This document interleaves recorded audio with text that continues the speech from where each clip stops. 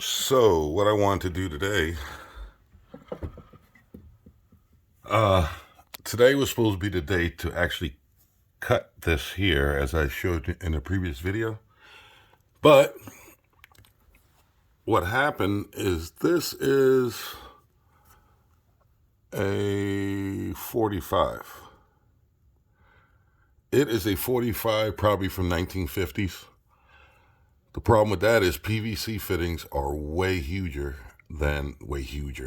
larger, and the profile is different. Now, this is actually a street copper DWV. You can even see it says DWV on it, upside down. Street 45. Then following it, the next piece here is a regular 45, or they actually call it rut. It's a rut, DWV rut copper, whatever. And my problem is, from here to this beam is such a short distance that the new fittings wouldn't fit. So let me pause it a second and I'll show you. So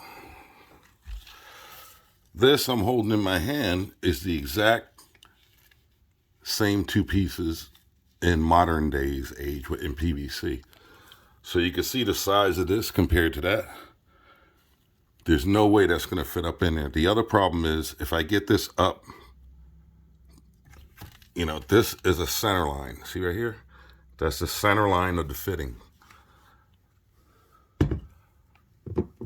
On the old one, the center line is about here. So what you do is you line up the center lines and see if you can see from there how I can't get it up enough.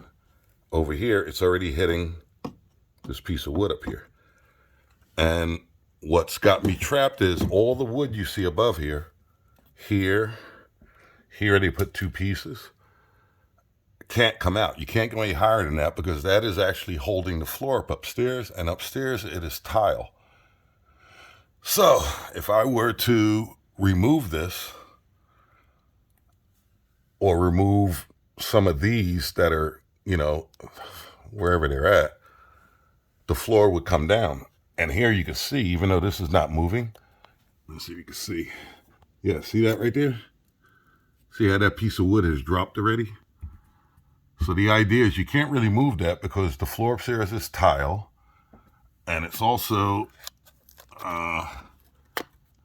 tile with cement board. And what they actually did, this is tar paper. And right under that, right here, is concrete. So if you were to start removing these boards, we're on the edge of the tub. This is the cast iron tub. That tub is probably, I'd say 500 pounds, maybe 600. Probably like a third of a ton. 8 times 3 is 24. It's about a third of a ton. And all these boards that are up in here are all together. Here's even the corner of the tub. So there's a lot of weight right here from the cast iron. So if you were to remove this and just rip stuff out of your way so I could make this fit, the weight of the tub would probably push it down. I'm pretty sure that's what would happen. And then the tile would start cracking upstairs. So it's a lot of planning to do this before you just have at it. But I think I got an answer. So anyway, I just wanted to show you, this is what would have, this in my hand is the same configuration as what's in there. So you can see how that looks, and you can see how this looks. One of these fittings in my hand is bigger than both of the old fittings together. You can see it right there. And I can't get this in there because it's not going to work. So I'm trying to do it a different way, and I think I found it. And I can show you in another video. The other problem is, challenge, is the top of the pipe here, or it's not the invert, but you know what I mean, is close to the board. So that problem is when this turn is made, you don't have any clearance to put the flange up top. And even here, I'm looking at it, they used a street fitting, went through and then soldered it into a flat ring. So they actually had advantages back in the 50s, fitting wise, in copper that aren't available today. If you were to go out and actually find copper fittings, you could probably do this again in copper. But the problem with that is all this wood is like a tinderbox. You start running a torch up in here, you literally have to have someone standing by with a hose.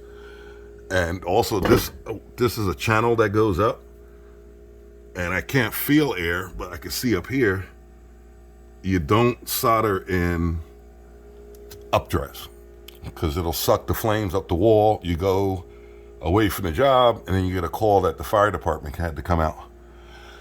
So that's where I got delayed. I have wanted to cut it today. I just told the owner, no, the cut will be tomorrow because I want to verify all of the dimensions. So what I did, I measured from here, the top of this, to the top of there, and I got 3 1/4. And I measured the top of the pipe here to the wood above it, I got 1 1/4.